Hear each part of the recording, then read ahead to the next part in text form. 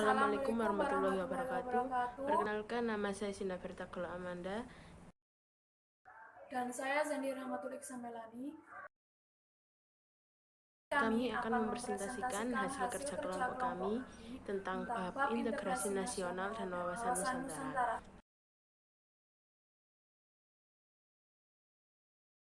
1. Definisi suku, agama, ras, budaya, dan mata pencaharian. A. Definisi suku. Suku bangsa atau etnis adalah anggota yang di antara anggota satu dengan yang lainnya memiliki persamaan. Umumnya terdiri dari garis keturunan, ciri-ciri biologis, budaya, perilaku, dan bahasa.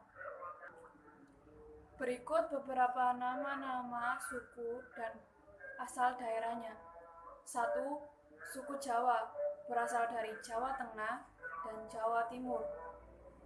2. Suku Sunda, berasal dari Jawa Barat. 3.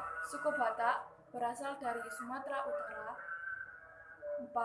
Suku Madura, berasal dari Jawa Barat. 5. Suku Betawi, berasal dari DKI Jakarta. B. Definisi agama.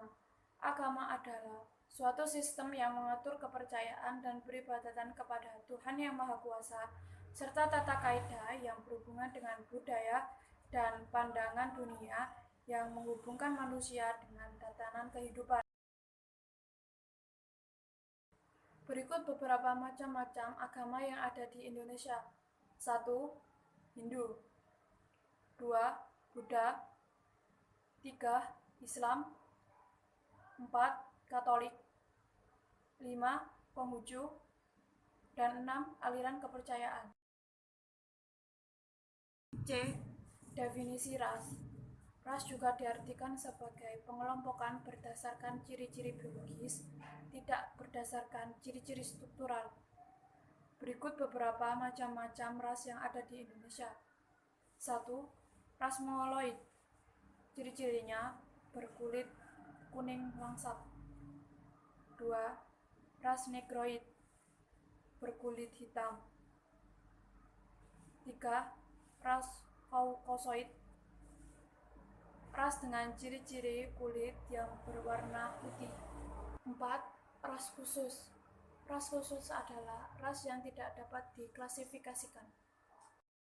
D. Definisi kebudayaan.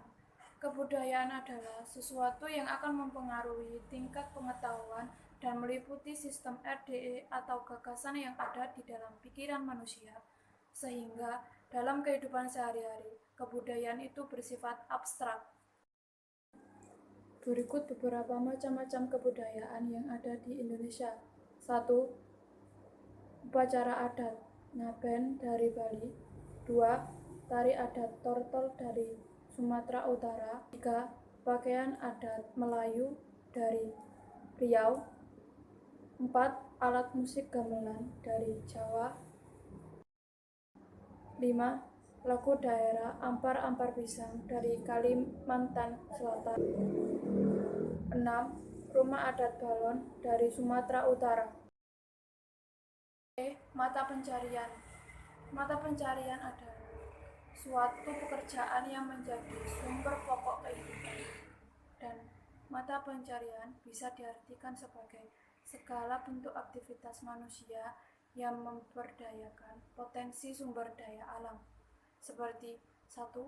Petani. 2. Kuli. 3. Guru. 4. Dokter.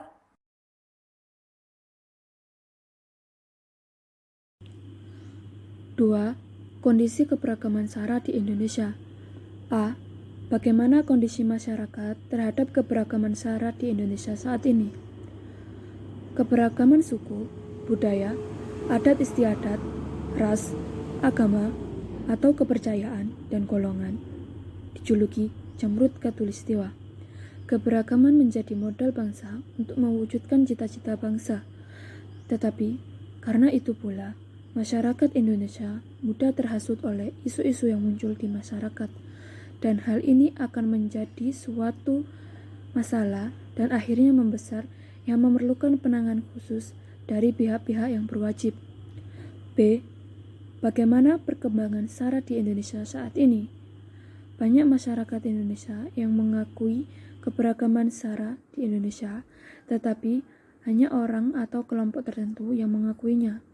Karena keberagaman di Indonesia adalah kekayaan negara Indonesia sendiri dan diakui oleh pemerintah, pelaku diskriminasi adalah orang-orang yang mempunyai pikiran bahwa Indonesia hanya memiliki satu golongan, yaitu golongan orang yang ada di daerah tersebut. Inilah sebabnya masyarakat Indonesia mudah terprovokasi dan akhirnya terjadi bentrok.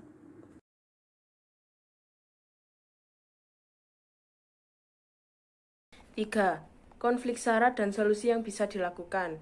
A. Konflik yang terjadi baru-baru ini. Kejadian ini terjadi saat pemilihan ketua OSIS baru SMA N6 Depok, pemilihan ulang ketua OSIS di SMA N6 Depok, dan pengunduran diri salah satu calon viral dan ramai dibahas di media sosial.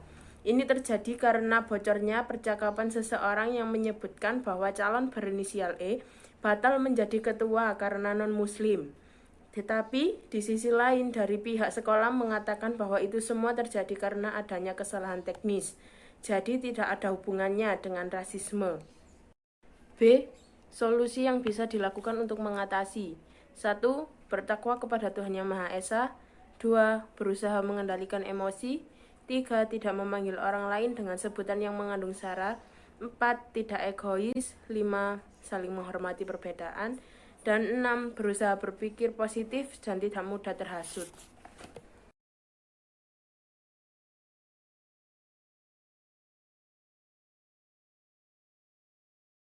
4.